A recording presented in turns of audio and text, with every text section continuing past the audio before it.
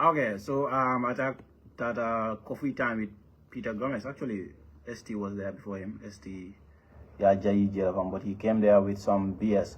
So, but I mantranyim play ganjan just probably I have some really strong opinions on this.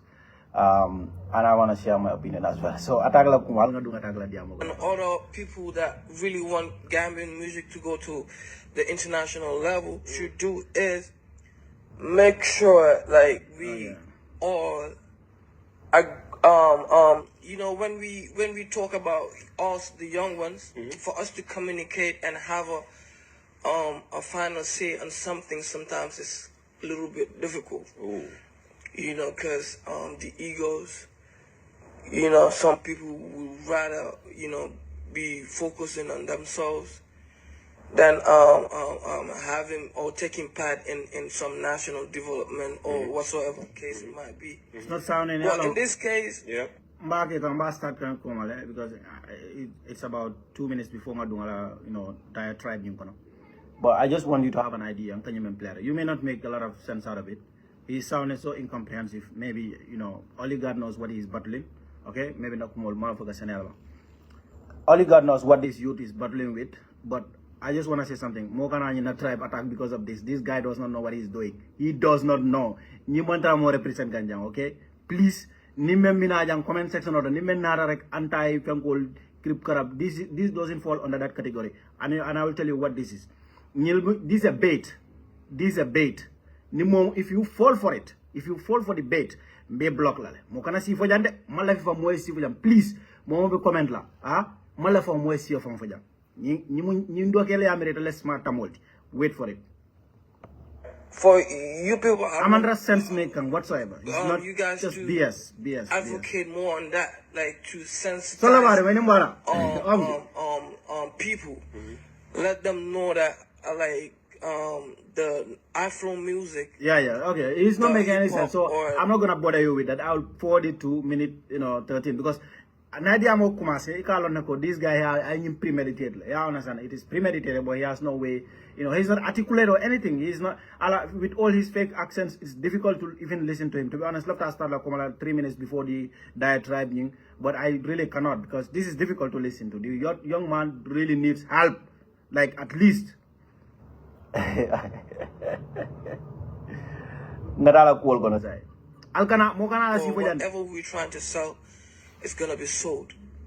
Absolutely. Well, listen, that's a dream that everybody should help you work towards achieving. Yeah. So that is the dream, that is the vision. Yeah. Now, what are some of the challenges you faced so far, as you work towards achieving this vision of internationalizing Gambian Tribalism. Music? Tribalism? Yep. There's also that in music. I thought that was only in politics. I think it's the main problem that has been weakening Gambian music. I need you to explain this. How is tribalism setting Gambian music back? Actually, I've been a victim. And I'm still a victim of what I'm talking about right now. There's a big project coming up trying to make all Gambian. Coming up. Ngani jela dama na jam pour attaque damala de. Gambian musician ala kana falbe moli yabula. Al kana falbe moli yabula nale evento kanana al kafindal ka si kulma. Billahi man Facebook me fen jindilali. Fale attaque dama ma nyinge de. I jama balam al kulubali yabula li al fon long. Atol be ni ajal be music industry ko nani bi dinni won le mal dal man fel long al man ke fen. Kadalo every time si ko al be mala stop. Al ñu stop ale ñu nek culture atol ya mera attention seeking da jira nga jël wol ka drama si fal même pili. Atol la drama. How can you guys not be creative? Atol be juma la fa blame no la alla ko di soto bale ani fe mo bela. Every time you want to bring attention regale to ñu mo la si la le. Adamante de. It's from both sides. Ngajela from all malaf, I don't want to bring certain people to negative light. But some people just before their album launching, in nonsensical tribe coffin, and you stop. And how does it even make sense? Last time you called tribalism le foka, you call ST Caradola, T smalls be Caradola. ST and T small, what can you discriminate based on tribe? No one but a secret. Then the musician Alcana Mol Yabu, Alfon Long, Alfon Cal Palasolto. Mol kala musical enjoy kana sial kanyu mol bali asifat li mola fatal mo jumaldi Fatole amra Gambia tina notol koma. Ya natole wulu molbe misiko la Gambia banko kanja. Al kana moli yabu wai.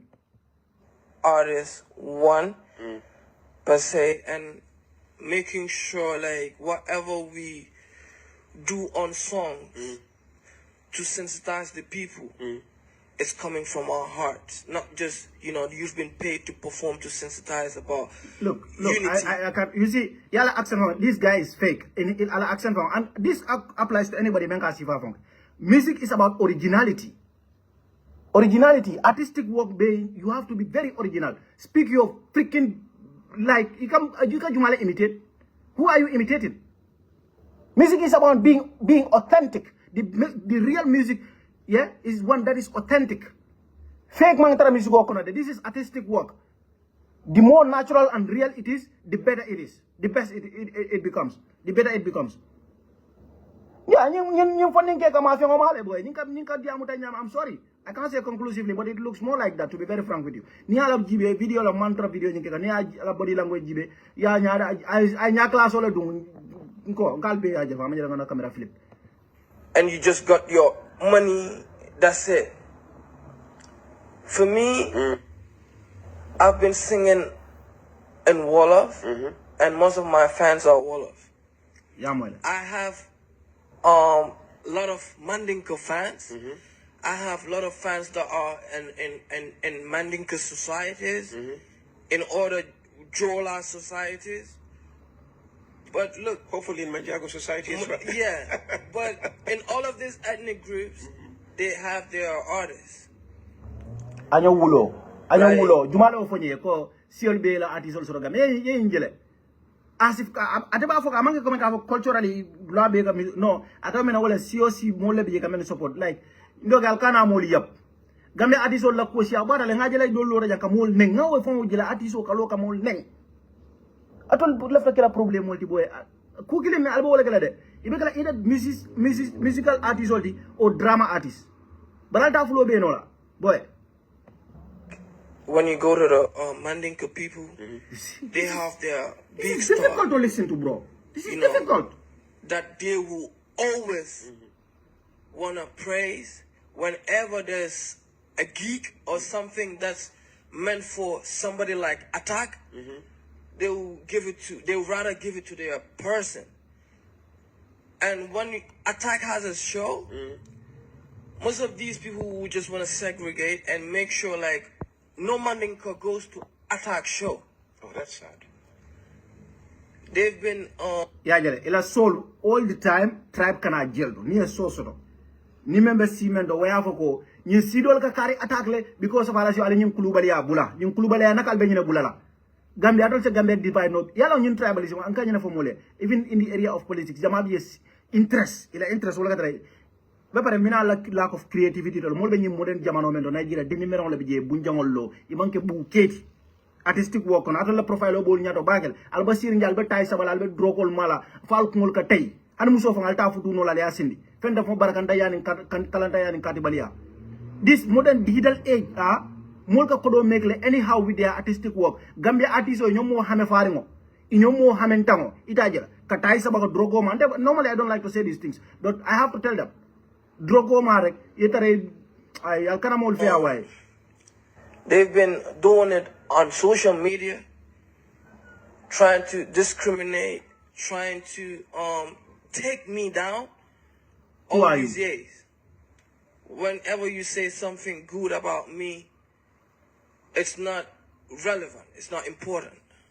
But whenever there's something, you know, little bit something bad about or anything bad news about me, you know, they're always eager to publish it.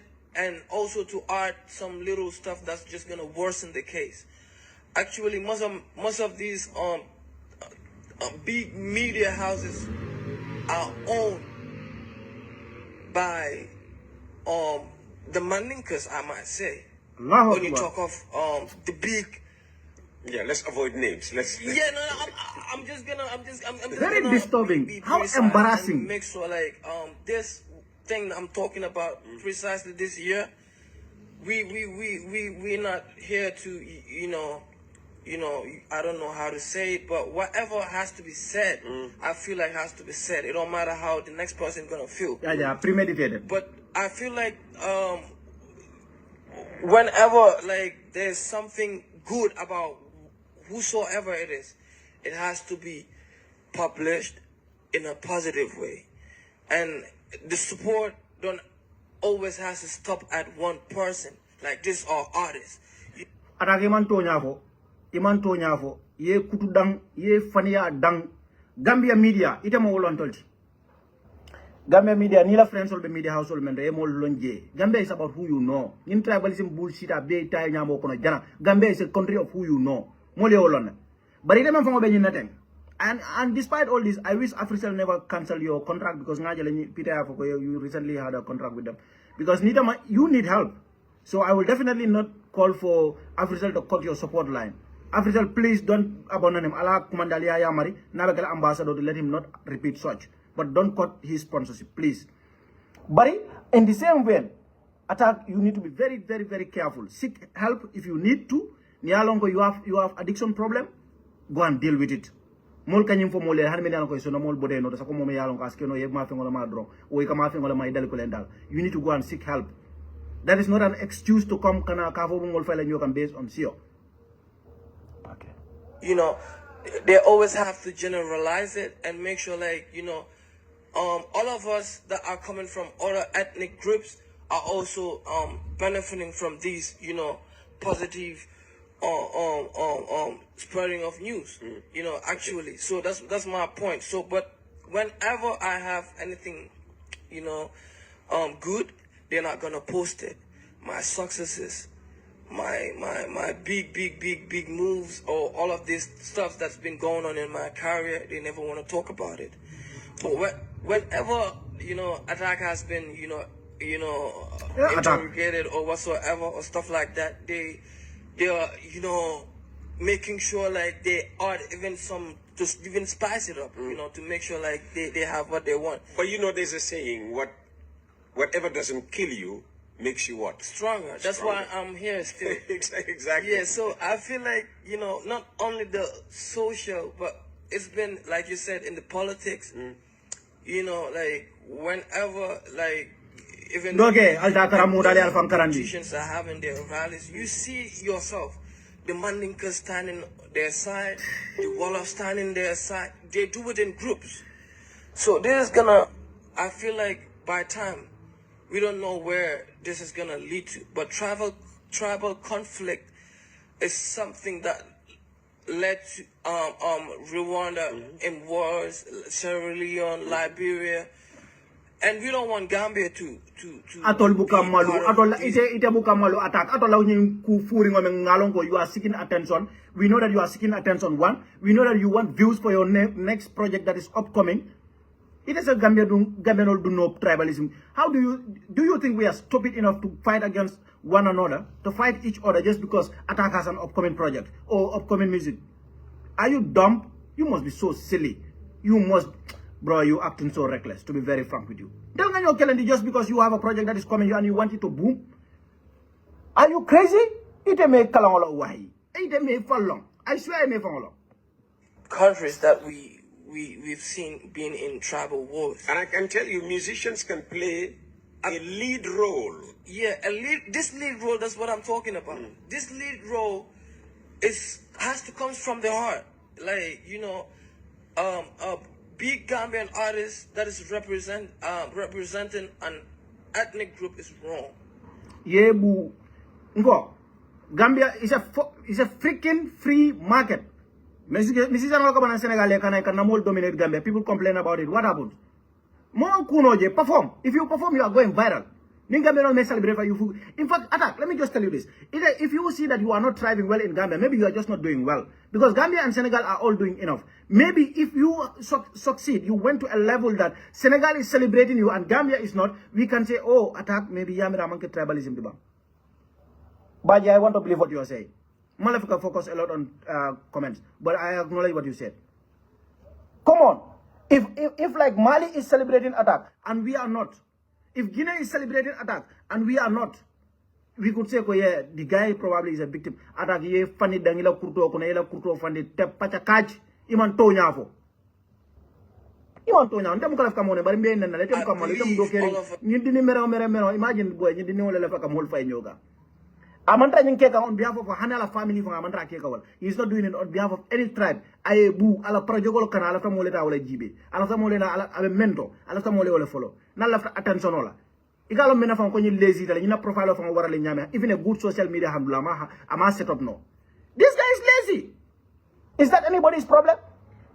Ninyum Barakatanum Bia, ala social media, ala Facebook, every month, agenda $10,000 or the Mulmena profile of Kajanda. They are getting something like that now.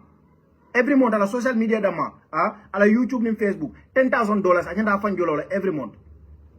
If you need help, come to people, they help you. If you need help, go and seek help where you can get help. But you cannot come and do this kind of BS. Ni lafta mbema ko lalde. But ni lafta ni fani afo fana bafala na ye bura kuto kono. Iman to nyavo. You are lying. Us should represent Gambia. Absolutely. It don't have to be like, Attack is having a musical problem with ST or Hussein. So all of the Mandinkas who get up and fight against him. I feel like this been the case, and it is still a problem. You know, it's gonna lead to something that we all don't want. And I believe, like, you know, this in the music industry, like, has been here. And now it's even worse. Because, like, you know, people like me, you know, are not trying to let it slide, or are not trying to, you know, just, you know, because I'm a young guy. I'm still, you know, I have the energy and all of that. Like, there's no criticism. There's nothing that could make me feel like, you know, nothing that could bring you down. Down, exactly. So, you know. Well, you gave the example of Attack, but I hope that was just, you know, an example, because Attack was here last week and he had nothing. Sorry, ST was here last week and he had nothing but good to say about you. Yeah. I mean, he called you a superstar, and I thought, you know, maybe that was very, you know, that was highly complimentary. To you. Well, okay, whatever it is, to me, yeah, okay, all right. Uncle Peter, the thing is, these people are manipulative. Sorry about the word, but like I said, I'm hitting these things straight to the point. Like, there's nothing I'm trying to, you know, like that, you know, it's not happening. For me, I believe with the help of all Gambians, me personally, my career or where I am at right now should have been in another level. The fact that I am here is because he mentioned me. In a complimentary manner, again, I say. Yeah, bro, Laven Sisako, why is he trying to speak with an American accent? He has never been to the US. You know, he has never lived outside of Abdoulie, yeah, understand? So I don't even understand where this accent is coming from, where the forced or fake accent is coming from. To be very frank with you, I have no idea. This guy has never lived outside the boundaries of the Gambia. So, but for me, for another person, maybe that will not matter much. But for me, that points to the fact that the guy is not authentic. Okay, musically, yes, I have been listening. I'm a fan. That's why I'm from Kamfada, you know. I listen to this nigga. Social media for my freedom of speech. Well, I say no local language. For you to see. Ndakanyela atale nyumanya sivage. Gamelo ananga loko is it's not a related topic, but komoko fana finda jana mol neng. Imagine. Music, you guys, I'm almond do music almalo from music. Maybe you just have the talent, but you don't know what the art is all about. You don't know what the trade is all about. Africa be jetang okono, abe sitiring, abe bata okono. Mol me yala nene mana Africa see that from afar. Ye influence ke ka preso ke mol ka mene anko lebe Africa no jatan dundi kan jatan ko kono. Ka Africa no la freedom o table. Pri Africa bula dina dunia dawoda ninka fo benda drong mol be kala ko kerobe Africa man takten kundi meni ko den kilo la wol mo dolar atol mo kuntan kalanta barakanta wala si Gambia alka nyum ya boy dina atol lel baraka baralta ko kula nak al defal al mebu wala kur alla kurto ko momo ka kera beram momo ka tribal division ke momo ka loy ka molu be neng al defal al mebu wala kurto ko. That's why I am here, I believe. When I got the call from Wagan, I went back to the show and I watched everything. I was like, what if this was the thing that has been going on like 3 years ago. We will not be here trying to solve these tribal issues. Or I will not be here trying to feel like, oh, I having this thing in me that somebody's trying to fight me or somebody's trying to bring me down. But you don't want nobody to talk about me. You don't go nowhere and talk about me or any other artist. You don't want to bring nobody to your platform. It's like you don't want to help people that really need it, you know? Because I believe if people like him has been giving this complimentary, you know, words, people like myself would have been, you know, gone internationally, I might say, because they've been there well before us. They know the part, they know the way. So why not wherever you go, you try to always bring something positive. Try to preach something positive. Try to bring an upcoming. Try to, you know, do something for the music industry. All over the years, it has been just for themselves. Okay, let's move on. You know, so what does success mean to you? Moving from a because you person. talk about this next level. This guy is struggling with he's struggling cognitively. His cognitive ability is very questionable. What does success mean to you? If you are, let's say, whatever career you have, if a journalist asks you, what does success mean to you? I think you should not struggle to answer that. But you see, Peter had to intervene. Bro, tera demaro ni la. Kan efon la beren selol beti nya beren sa di bed ni yare mbagale. Kan la beren ol beti nya nyim ma fen jawol la boy no. You know, do you feel you're successful? And yes, if yes, what does success mean to Abdoulie or Attack Gaye? You know, sometimes like when I talk about like where I wanna reach or where I wanna go, where I am at right now is like nothing to me. You know. Where you were before and where you are now it means nothing to you. You are ungrateful to God. I have to say this. You are ungrateful to God. Many years ago, now everybody hears your name. Even me, I do play your music, like out loud. Here, I have a big speaker with bass. I play your music and dance. You are out here lying about all of us. Lying. On the other side, I'm really grateful because, you know, in a short period of time, I did it. I told myself I'm going to be at the peak of Gambian music. Wherever they're going to be naming the first two, my name is not going to be left out. That's a huge success for me because, you know, when you talk about the top big players in the Gambian music, name. That's a big success for me. But where I want to go to is like take the Gambian music to a level whereby like we talking about the BETs, the Grammys, the big platforms whereby Gambian music has never been.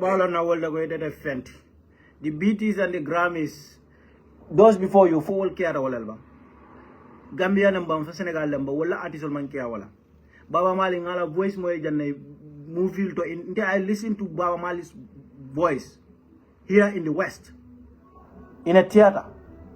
In fact, we movie ni na to fon la but movie ni na debut level what you know in a theater here in the West nga Baba Mali voice moy je nga tubabol je ke dan Youssou Ndour la nga tubabol je ke don Jalibala. In fact, for Kora, you see, internet is making things to evolve. Allah lack of creativity, will expose the internet. Or Allah lack of creativity, I will expose any artist that is not able to make money from online right now. Your creativity is very questionable. We don't have. It is simple. Something the money is there. You guys have the personality.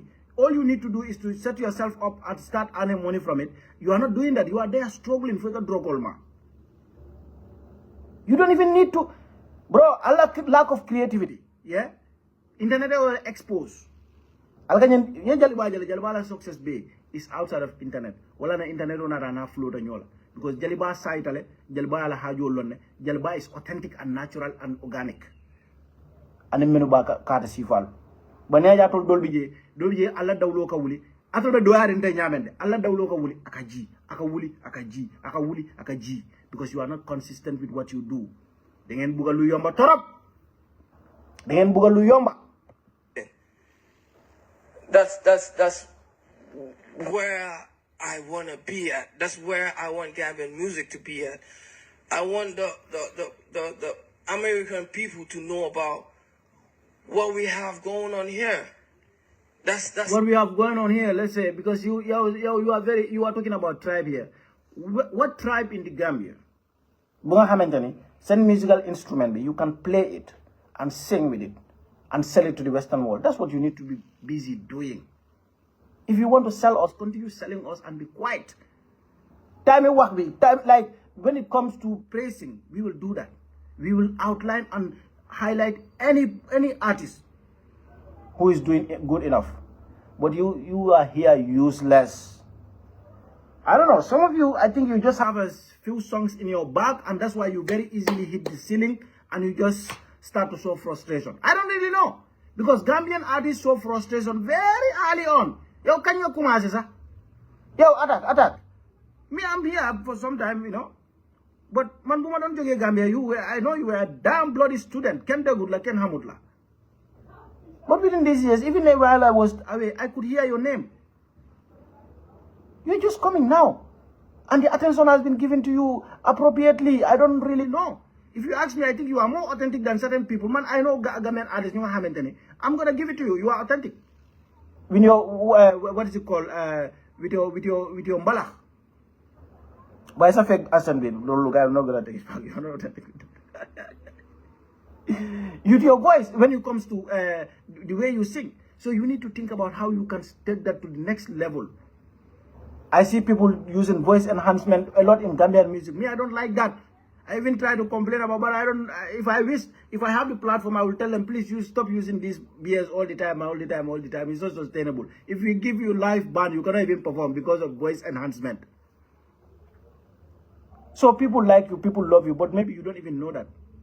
Just like when I bring up Kombonga Fananja, Kombonga is so super freaking talented. Like, if I was that guy's advisor, he will not say anything annoying to anyone. The guy is just raw talent. So you know who is more talented than you? But Gambia artists all better because Jibu Balagele are talented. Jibu Balagele, Kabriko Gambia Chuk, me music or not. Ala rap, ala best songs all go and listen to them. If you know anything about artistic work, Jibu ninko komen ka denkilo la. Ya ita nuko art lenyindi, mole display gang. Alta Jibu la moy. But they make him fall for this stupid trap. Kabrin Gambia ko Chuk, anyongo mansia. Nka bela voy. And let me tell you, you know some of these people that ST jealous le. ST al dam menna manke sioti. ST tara Nusrat graduate olam. So Gambia society benya nimbenta wato wari. A Nusrat graduate is not an ordinary person, ordinary student. Let me say. ST knows something about literature. And I will say this again. If you want to stay in the music industry, go and study literature. Go and study poetry. Go and study how to rhyme and do these things. How can you study just practically Allah friends or calls or tips or here and there. Go and study these things. ST is bloody good in literature and poetry. As a subject, I fen non jel. Akal bute nyina lal man nyina long. Al camera ko aka support boni bla doldo. Ndeka la moy len kete la moy. I don't have much to show for it, but I was, I'm on the come from. But filo nyin kono ninga moja me ya non ko sutele. Al da nyin dulal, al bitale nyin study. If you are a young artist, go and study poetry, go and study literature, go and study English language. Go and specialize in dulal bang. Your subtopical stage, mena be study in depth. Imagine ko be denkiro compose nola, iba kenola kuti, membe kenola kuti. But al buka nyino long, al camera ko niwe content yedo man men kafu nyoma dron. Wo buka no sia, but near londo nyin soto, STL dan nyina. STL londo men soto, STL denkiro do na niya breakdown ile ka long ko akamune. The artistic work menka dunje is incredible. One cannot help but just fall in love with it. The brother called dan nyina la. The brother called them, I literature lesson akoma as a foundation. What time of Benjamin? You know, I'm a little bit. I don't want to say this, but I'm a little bit disappointed with Benjamin. The fact that he left Gambia, you know, he could have been a superstar in his own right. Gambia Bulanyama, to be honest, I'm still angry with him about that. Mandy Morris should not have left and like gone an inch away from Gambia. Jalex, I can understand what I'm calling about, but Mandy Mole has no reason to leave. So all these people are very excellent artists. Ida mama talent so okay. Ida man de. But everybody is trying to do their own things. Maybe not that about That's all I want. I want all over the world to know about like the other artists, not just me, but the all other good artists that we have here. For instance, sometime in future when I'm going to a festival or whatnot, I might go with 1 or 2 Gambian artists that are really good. You know, this something that we need, like in the Gambian music, and I feel like it's something. Bro. You are not coherent. You are not coherent. You are not eloquent. So mbela moy kang ibem punish kang. Sa ntulo be dama kam da punishment olam. Ma fa sa kang ntulo punishment ol be dal ntulo kang. I mean, ni taka den kilo la mul ka la may bro da ngenda ala tentula. Ala me so. Billahi ni bora jali family to. Iba fale ne tete kumala. Ni bora jali family to. Mala mo jali family because man je jalo. And excuse my ignorance ni malo. But ni bora jali ba family la skine ba fale ne tete kumala. Kuna jali boy do bi je. Family big at try party. I think you know, in general. But where I am at right now, in the other side, I can say I'm grateful because, you know, when you talk about like trying to get to, you know, a peak or wherever you want to get to. But in this type of situation, it's like me, I'm a strong-headed guy. I always make sure, like, whatever I stand for, you know, I die for. Like, I don't even want to care about what the next man is saying or how hard it is on me. You know, the fact that, like, I'm having support. Yeah, I'm going for yalang bro na biye do biye la karama buka jamfa. And you tell me understand artists ya ni monkey wodi. Gambia authentic artists also, especially when it comes to local languages. Listen, alma kafarni am fukle. Sirfo kamera mal fali yalo na bang. Wokoto ke you know dongolem bang, denki lalem bang. Aya beleno na e donjang atle ka musol ka pano fayale. Ala kana kilo bulandi. But you man ke natural artists, you lay fan tirena alale. You know, but ya karan street ole kam. Unfortunately, ni akaran na. Comme ST ya kenyame. Al foundation can do so, Nima foundation can do so. It is difficult for people to listen to you, to be honest, Adan. You are not coherent, you are not eloquent. And they're really happy about what I'm doing. I'm making sure every day I'm doing something, you know, to make them happy or for all of us to get somewhere someday. And how do you balance fame with privacy? You're famous. Yeah. How do you ensure that, you know, what is private remains private? I'm not. That doesn't spill out into the open. I'm not a social media type of guy, number one. And number two, I've been really outside because I've been, I was a street boy. Been in the streets, you know, doing whatever, making sure, like, you know, yeah, I'm alive. But yeah, when I started doing music and knowing that like I could really make something out of this, I started, you know, taking a lot of my friends and my loved ones that's been in the street out of the street and making sure like they know where we're heading. Cause yeah, bro, I can't, man. I'm sorry, but video nyambada na jana boy. Ente mbuka nyela mwana jang, mbala interview nyamba stop la jana, you know. If there is more diatribe, you know, I let Peter Gomez Ladlado, which is fair to him as well, because mbala musical content use kind of in a fair way. We are using it for commentary purposes, so which is very much in line with social media policies. But also, Nime left a full interview in Lamala. It's a 15 minutes video. Me along Peter la Dulado ala. But I would recommend for Peter to change la Fiancoro.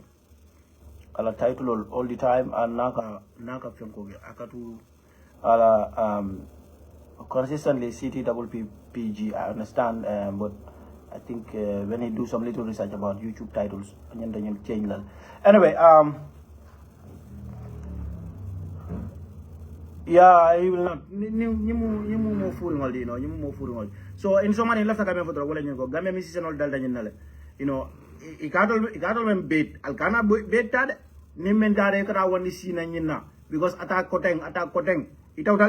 Itautal adu molbe kumandala because we need to be careful with that because it will attention not deflect to other people. So need for maybe the bota sido resabo you can indorane. The Gambia ngamba na sayam kumbe kala kasi vang kone mbetiam because Gambia no near to nya fire kasiyolo. Gambia no near reality tlingala kasiyolo. Now I can read a comment. Oh, this one looks like a very long one. Musa Damfa, it's too long. Maybe I can read one, maybe your first paragraph, maybe? I don't know. Yes, your first paragraph. My concern with Attack's remarks goes beyond his tribal comment. What's more troubling is his persistent inability to construct coherent sentences. His communication skills are severely lacking, and it is frankly disappointing to witness. It's evident that he is in serious need of support to develop even the most basic speaking skills. Yeah, I don't think I will help Attack with speaking skills right now. I'll help him with detoxing his body, if you know what I mean. But thank you for that brilliant comment, bro. Mohammed Salah says it's because of Gambia supporting. That's why that's why you reach at this stage, sir. Because you don't sing anything. Alhaji Sankung Jame, Afra. Kadu wanifala bantabato. Atako, does he even know that? Does he even know what he wants to say? I just can't understand a single utterance in all the rubbish he is trying to polish out there. This dude is trying to bite more than he can chew, and I believe it's the right time for his family to step in and address this dangerous journey he is setting out on. I think if I know Attack, I would have sent this comment to him. This is one that I think he needs to see. Yeah, the brother is definitely derailing. Naman derail already, but I think I also know he can get help. You know, Gambia, unfortunately, people don't get, and this not help. It's not just about sometimes this stems from depression, like deep depression, serious one. You know, you just need help. You know, to be a local celebrity in Gambia, easy. I understand. Let's say the demand is like you need to have 5,000 a day to survive, and then your monthly income or annual income near average is like 500 a day. So it's going to be that. You know, you cannot meet the social expectations. You cannot even meet your basic needs all as a so-called local celebrity. As a local celebrity, basic needs all you cannot get them, and this frustrates a lot of people.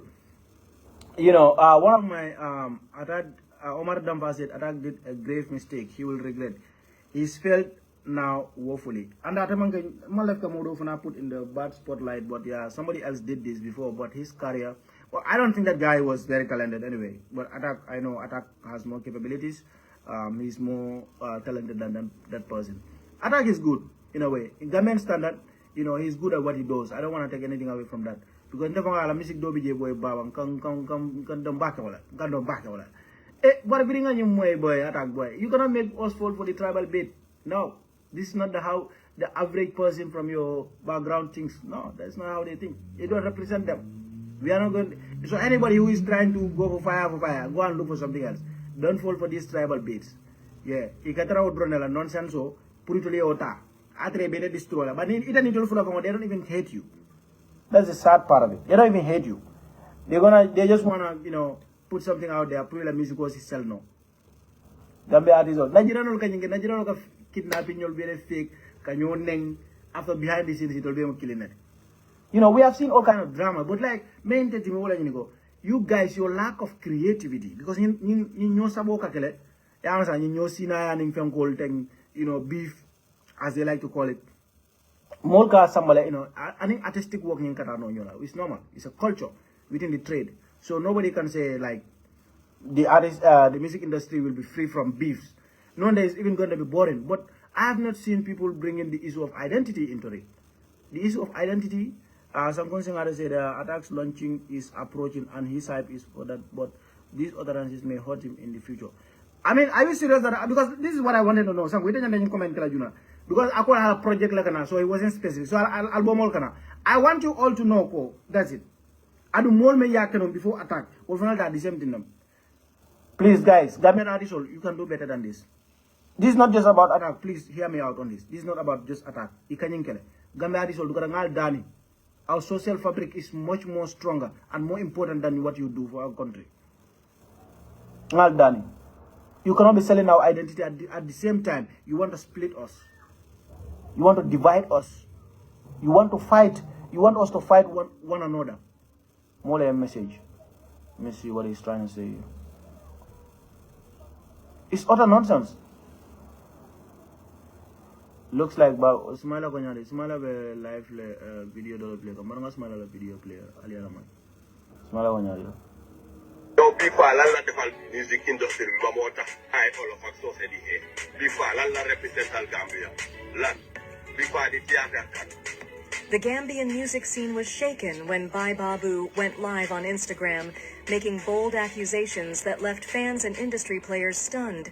In a heated session, the rap star called out fellow artist Big Fa, accusing him of being a big tribalist and claiming that his support for ST is solely because he is a Mandinka artist. Bai Babu's statements quickly sparked reactions across social media, with fans. So, tribal card play just because they want relevance. Problem. I don't mean, Fatu Songo is going, made a comment for us. Okay. I think that is going through a lot, going through a lot of things, and he needs help for real. Yeah, Fatu Songo, I think you read him well. You read the situation very well. I understand that, but yeah, I completely agree with you. I cannot disagree with that. I think he definitely, he's going through something, either depression or maybe a substance lemma. So definitely, I think they should take advantage and help him. They should just, look at it from that perspective and help him, because this is not cool, man. But I like tradition, I like culture, I like break la. Nala launching kana tribal idiocy inte dati je man la fala akante dimi bagal alabula. Adamata in at in fact is last to join the wagon. Ali daha ni no. What in alben launching so la nale even so la na jale afal mul fayla nyoko atol bukam malu. Atol bukam malu enen hersata enen han anda hore moen. Kalau bamos nani dung kadi nenga moy jang ko de kata bedia ala baraka ba menna programme ñu mbada na jane I think